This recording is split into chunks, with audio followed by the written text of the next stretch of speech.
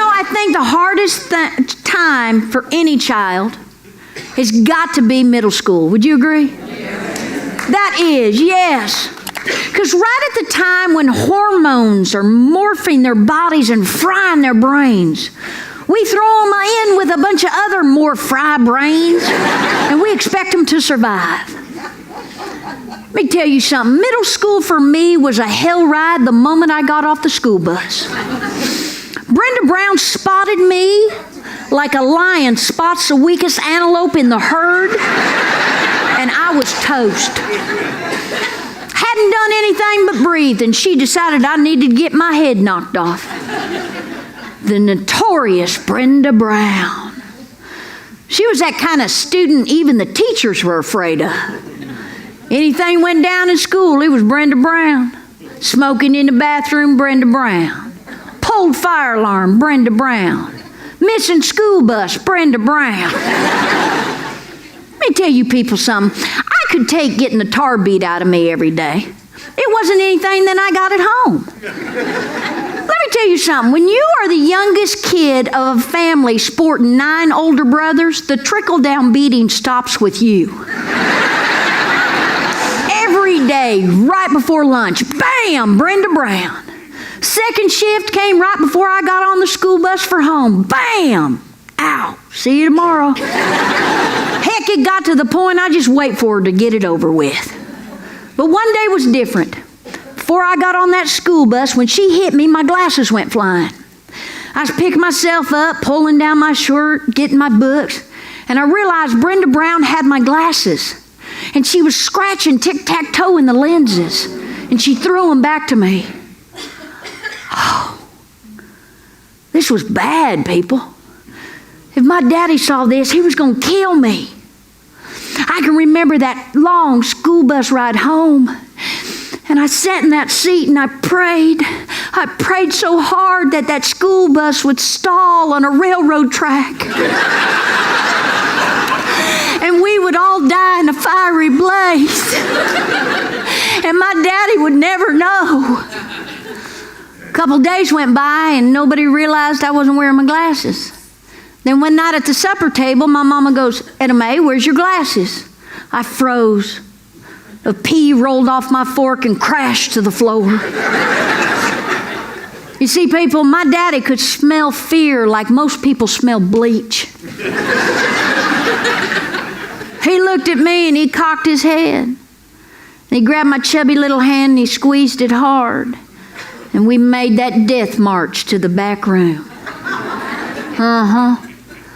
That man spanked me with a belt to the point the poor guy got too winded and had to sit down. All the time doing that stroke talk. Do you know what I mean, that stroke talk? Yeah. Tell me what happened to those glasses. I think I scared Grandma. He had a stroke? When I finally confessed, let me tell you something. The disappointment on his face hurt a lot worse than that belt. He gathered the entire family up in the living room. And he got one of my brother's bozo punching bags. You remember those? The kind that had the sand in the bottom? And when you hit it, it popped back up. And he goes, "Okay, what's this first class you got with this Brenda Brown?" And I said, "Well, study hall right before lunch." He goes, "This is what you gonna do. Tomorrow I want you to go to the front of the class. I want you to tell your teacher to call that Brenda Brown up. And in front of everybody, in the loudest voice you have, I want you to yell, 'Brenda Brown, do you have a friggin' problem with me?'" But trust me, he didn't say friggin'. And then he said, "I want you to punch her right in the mouth." What? And then he said, "I'm going to stay home from work. And if I don't get a call from the principal by noon, I'm going to spank you within an inch of your life when you get home." What? And then he made me practice over and over again. "Brenda Brown, do you have a friggin' problem with me?" Bam! Next day on the school bus, my heart was in my head, just boom, boom, boom. But heck, people, at that point, I was between a rock and a rock. I did what my daddy said. Brenda Brown, do you have a freaking problem with me? Bam! She floated like a feather over the teacher's desk.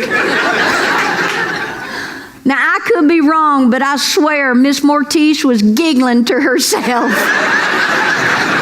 as she drug us to the principal's office. I sat in Principal Campbell's office with Brenda Brown's mother and Brenda Brown. Brenda Brown's mom was thin and hard, and she shook as she lit one cigarette off of another. We sat in silence and we waited for my daddy. And then suddenly the door swung open, and there stood my dad like John Wayne in a gunfight. Principal Campbell said, "Milo, we got a problem." My dad said, "No, we ain't got no problem. That little girl right there's got the problem. Because my daughter's going to come and kick the living daylights out of her every single day." And Brenda Brown's mom stood up and said, "Hey," and my dad said, "And you shut your mouth or I'll have my wife come and kick the snot out of you."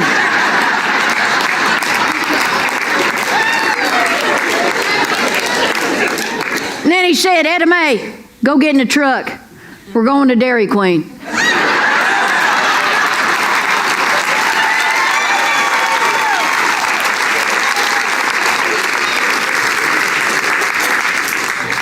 Brenda Brown never bothered me again. But do you know I think of that girl to this day every time I eat a dilly bar?